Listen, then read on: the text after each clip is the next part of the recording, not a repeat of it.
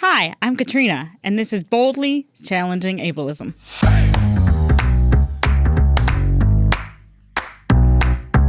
I'm your host, Katrina Simons. I'm the Community Program Specialist at the Institute on Community Integration at the University of Minnesota. This program explores various topics that impact people with disabilities in our community.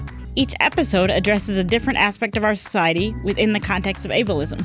Ableism is the prejudice that stems from the belief or belief system that assumes someone is less capable or less worthy because of a real or perceived difference in ability or function. On this program, we hope to answer some questions you may have been afraid to ask, or maybe some you didn't even know you had. Thanks for joining us. I hope you enjoy the conversation.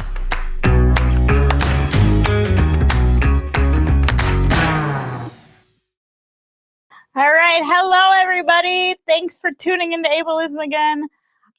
Season 2. Woo! We're so excited. All right. Today I'm going to talk to my friend Rob Wudlick, who has a really busy, full, interesting life that interacts with ableism in so many ways. So I think it's going to be a really great episode. Rob, thanks for joining us. Yeah, thanks for having me. Yeah. All right. And what is it that you what is your connection to the disability community? Yeah. So I have a spinal cord injury. I've been injured for about 14 years as a high-level quadriplegic from a rafting accident on the Grand Canyon. I broke my neck and ended up as a high-level quad and a power wheelchair user. And that's kind of where I'm at. So I've been a pretty big disability advocate for spinal cord injury research, employed persons with disability, accessibility, and other issues that impact my life and millions of Americans and Minnesotans too. So Cool. And what do you mostly do with your time? Like during the day, you're awake? Yeah, when I'm awake, Yeah. it seems like I'm always, working. I'm a project manager or project director for a company right now that's developing wheelchairs for pediatrics. I have my own company that's developing pressure mapping systems. So I have background in engineering and clinical research, and really interested in that tech translation. So getting innovative products that help people with physical disabilities, kind of out of research labs and into the market. And so my company also makes and sells phone holders and mouse sticks and so on. But Adapt Design Works and Optimal Mobility, a little plug. Did you train as an engineer? I did, yeah, okay. Industrial engineering. So okay. A lot of bridges and stuff. I did not train as an engineer, and you'll be able to tell very quickly. No, industrial is the business end of engineering, so it's mainly production management and project management. So okay, like supply chain stuff. It can be. It's very broad. That's as close as I can get. That's the only term I know. Yeah, traditionally it's factories and how to make factories run faster, better. Not like firing people unless it's needed, but more, where does this piece of equipment go? How many, workstations do we need? And where's the best place to put them and stuff like that. But that translates into hospitals and offices and everywhere that we work, and even your kitchen. So had you ever thought about the intersection of engineering and disability prior to your injury? A little bit. I mean, I was a pretty outdoor focused adventure kind of athletic person before my injury, and I still have that mindset. But definitely my more focus was in preventing disabilities with ergonomics and carpal tunnel, and twisting your back during motions is a pretty big workplace injury. So things like that, and workplace accommodations, we skimmed on in our training a little bit lightly, but I also broke my neck pretty shortly after I was, graduated from college. So, yeah. Okay. Yeah. Can you tell us a little bit about Get Up Stand Up? So Get Up Stand Up is a group in Minnesota.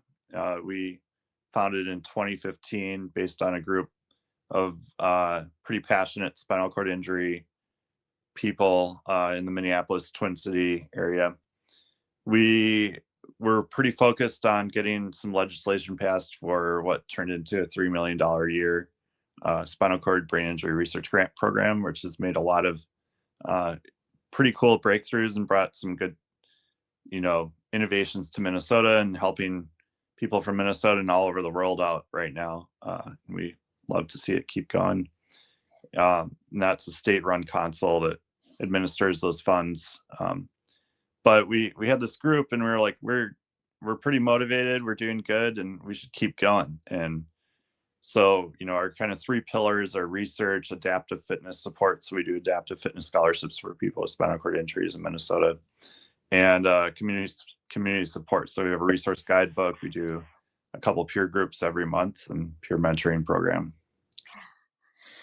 I've heard that there's like some new scientific findings on improving finger function in people with spinal cord injuries. Is that true? Correct. So a company called Onward Medical released transcutaneous. So that's, they put electrical stim patches on your skin. And you don't have to shave your head, right? No. Nope. They Perfect. put it on your neck and on your hips. And it's shown some upper extremity functional improvement, which is, fairly remarkable from anything we've seen before this kind of treatment now. So you can get it at Health Partners in Minnesota. There's probably about 40 or 50 sites in the US now as of fall of 2025. And Courage Kenny, I think, is going to be getting the system soon. And, so it's just kind of rolling out right now, which is super exciting. And I've personally seen people have remarkable changes in their own abilities. And, this is kind of something that, too, like we can take a little bit of credit for with the Minnesota Research Grant Program. So. Yeah. No, I know. I heard about it from my friend Bob Wagner, who I think is also really involved in getting stand up. Yeah, I think you got to try it out, and I don't know if he's in the therapy or not, but yeah. Okay, so the day that I saw him, we went to happy hour at Surly, and he said he had just signed up for all the therapy sessions, like just scheduled them all. Nice. Yeah, I think they want you going 3 days a week right now for that one at Health Partners. And yeah, that was the one he was going to go to. So way to go. Good job. Yeah. Can you tell us a little bit about when you flew and your chair was broken? But first, can you back up and also tell us how about what it's like to need a chair and get a chair? Of course. So I fly.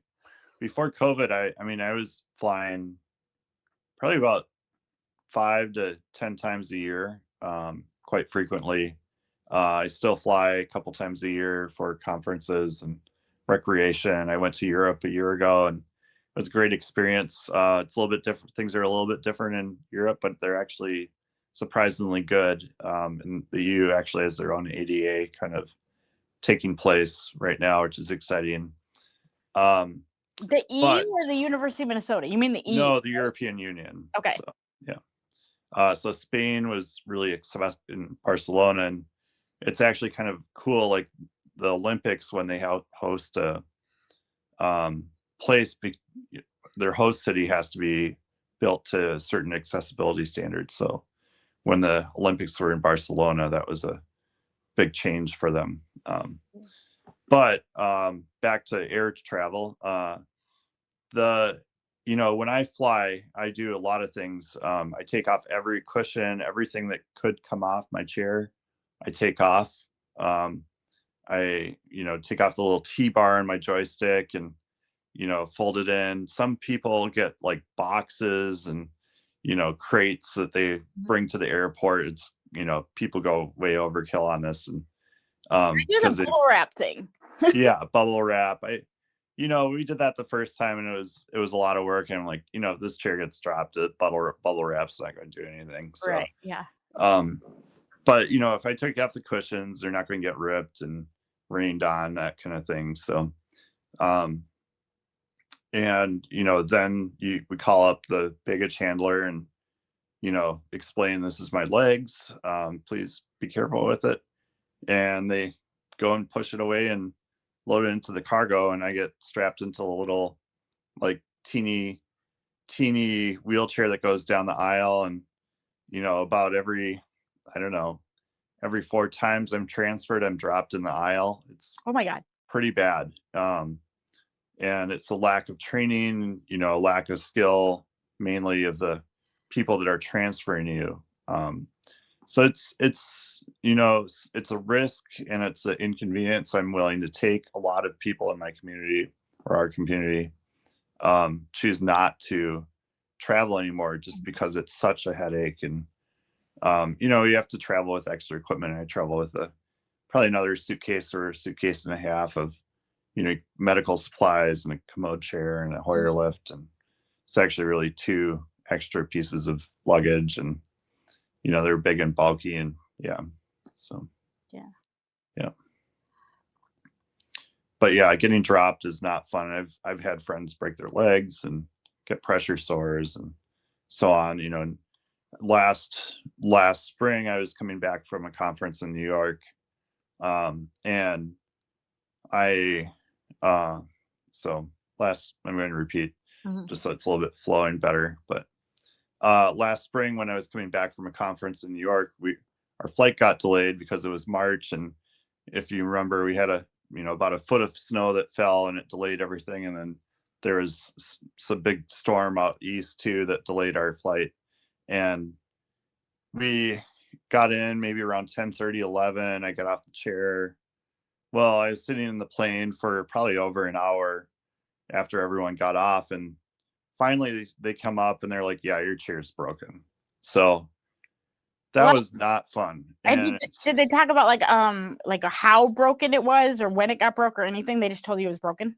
No, it wouldn't turn on. The frame was bent. The wheels were pressed against the frame, so the wheels weren't even roll. Okay.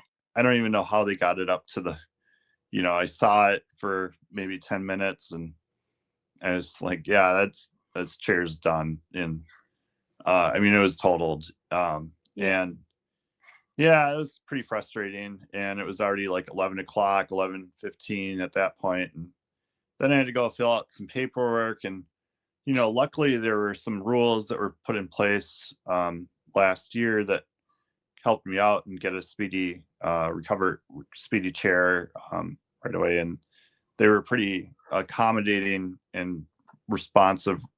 It was already 1:30 by the time I left the airport. So I took a lobby chair, threw myself in the lobby chair and rode that home. I'm fortunate that I keep a spare chair under my stairs, but not many people in my situation have this. So the next morning, we just pulled out the old chair that is mostly fairly reliable, and had to use that for a month. But just the scheduling to get a new chair, and a lot of this has to do with the equipment available at the airport, the training, the baggage handlers. You only see them one way. When you're giving them the chair, you don't really have a choice to intervene when you land. And a lot of times they're not even notified, so they don't even have the equipment at the ramp there. Okay. And I'm just sorry. Can I just back us up a little bit and talk about how hard it is to procure a power chair in the first place? Can you talk a little bit about that? To get a flight? No, to get a chair. Oh, to get a chair. In general, yeah. Okay. So to get a wheelchair, there's a whole sizing and kind of protocol that you go through. Luckily, all that was stored on file at the place that does my wheelchairs. So they just took those measurements and ordered a new chair. Surprisingly, it was actually faster than it would have been through insurance because of these rules. So there's no question of who was going to pay for it. It was the airlines had a pretty clear understanding that they were on the hook for paying for damages to my wheelchair based on the 2024 Department of Transportation rules under Biden administration that we'll talk about in a little bit. But yeah. Oh, so you did not have to go all the way to the beginning of the process? No, I got to skip a few steps, but it still took a month for the manufacturer to build that chair. They build them to order and ship it to Minnesota, which then ended up in my hands a few days later. So I find that it generally, when I need, because I also use a power chair, I find that when I need a new one, which is covered once every 5 years by insurance, it takes about 6 months to a year to get it from the time I start the ordering process. Do you also Yeah. do that?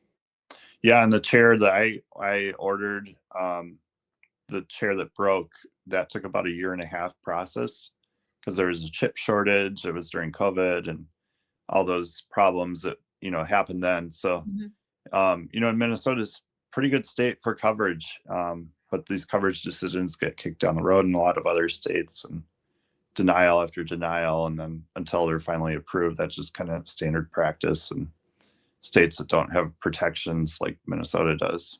So.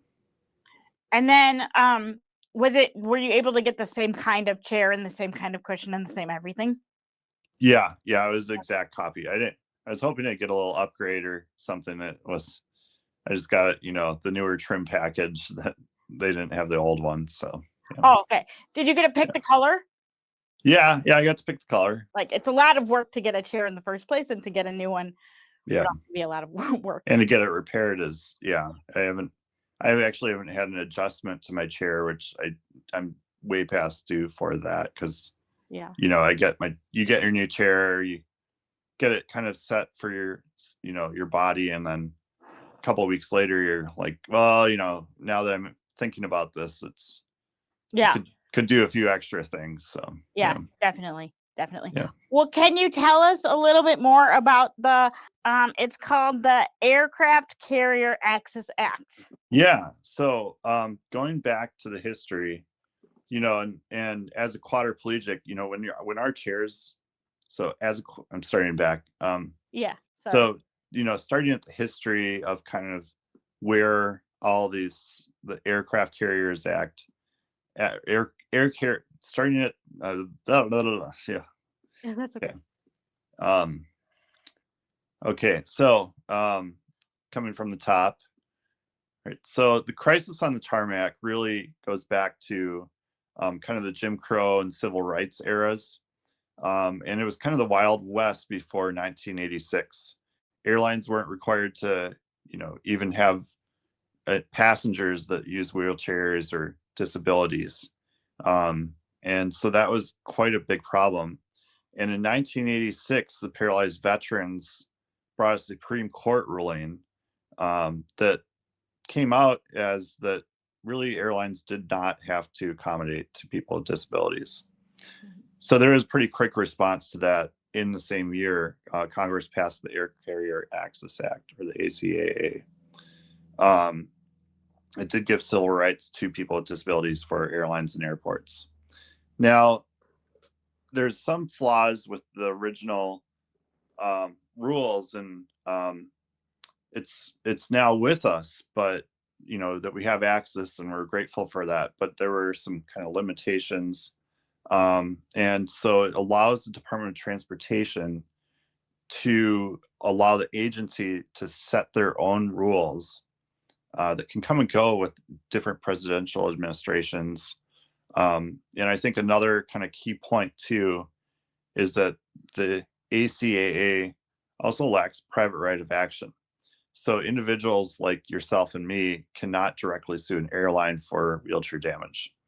The Department of Transportation is the only one that can do that. In 2024, that happened under the Biden era with a $50 million lawsuit to American Airlines. I think another key thing is that this is the ACAA, or the Air Carriers Access Act, is separate from the ADA. And because of the proximity and timing, 4 years later in 1990, the Americans with Disabilities Act was passed. They were excluded. So air carriers and airlines are excluded from ADA rules. This is why you don't see tie downs in airplanes where we can't take our wheelchair in, but you do see it in public buses. So they're both forms of public transportation, but not treated the same. Now, there's been a lot of our last administration, there was a lot of kind of, identifying needs and problems with kind of current standards for people with disabilities that where we travel. And so in 2024, a couple key rules were passed with Buttigieg and Biden. Buttigieg was the former Department of Transportation secretary. that increased liability onto the air carriers. And it enhanced training standards and timing of training. It also required prompt return of, misplaced wheelchairs or scooters. So they wanted to get somebody's wheelchair back within 24 hours or a rental. And reimbursed fare differences and safe and dignified access. And so some of these rules were actually in place until September of 2025 this year. And there was a lawsuit kind of put together by a conglomerate of airlines to attempt to block this rule. And so, it's hard to say if we can blame the current Trump administration and Sean Duffy, the current Department of Transportation person. But basically the judicial system kind of said, let's reconsider these rules. And Secretary Duffy, said that, we believe it's essential to find a balanced approach that supports the dignity of travelers with disabilities while considering the realities of airline operations and also promoting innovation. So right now we're kind of what DOT is currently decided, though, because of this court ruling and maybe administrative priorities or so on, but they're basically going to be delayed until next year. I think kind of late 2026. So a lot of these rules that were in place in 2024 are rescinded. Not all of them, but some of them. And so it's kind of we're in this era of,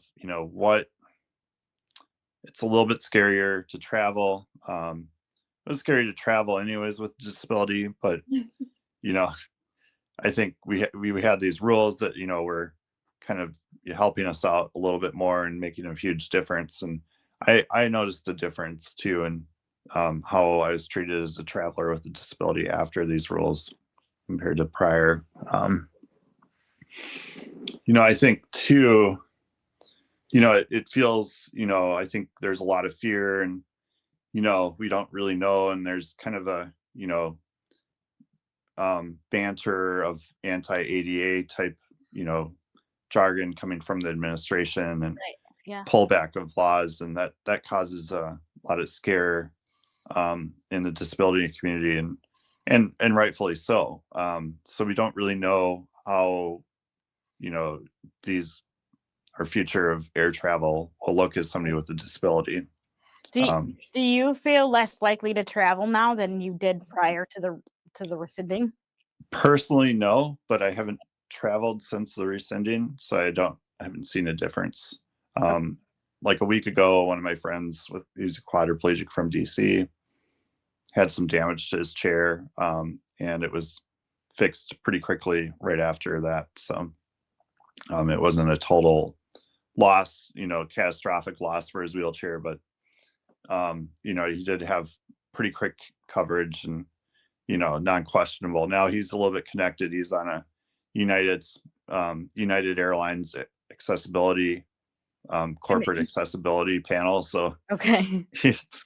So there might have been some privilege there. Maybe, but at least he's doing good. So yeah. So happy he's doing good. Yeah. All right. Well, we have to go pretty soon, but is there anything that the general public can do to support the? Yeah. Okay. Let us know. Yeah. So, I mean, write your politicians, this is a really important, thing that, we want to see continuation and laws that impact accessibility standards for people with wheelchairs. I think, until August of 2026, we really won't know where the administration's going with this. So we're kind of in the middle of this fight, and there's plenty of time to make your voice heard, because this is kind of really important. We were on a really good trajectory for getting wheelchairs in cabins. Delta Airlines, and I think one of the other airlines released wheelchair accessible seats that fold up and you can do tie downs. There's a group for getting people with wheelchairs in the cabin so we don't have to deal with most of these problems that we encounter as wheelchair users in the airport. So, I think there was some really good headway and traction and even corporate movement on these kind of innovative things. And we want to make sure that's still incentivized. It's not. We don't want to move backwards. Yeah, we don't want to move backwards. We want to move forward. Yeah. And that's kind of the big thing. So. Yeah. All right. Well, it is time for us to wrap up, but thank you so much for joining us. And we will make sure to put the official name in our description so that people can write their representatives about it. And thank you so much for joining us. Yeah. And have a great day. Thank you. Yeah. Boldly Challenging Ableism is a co-production of AM 950, the progressive voice of Minnesota, and the Institute on Community Integration at the University of Minnesota. For more information, please visit ici.umn.edu.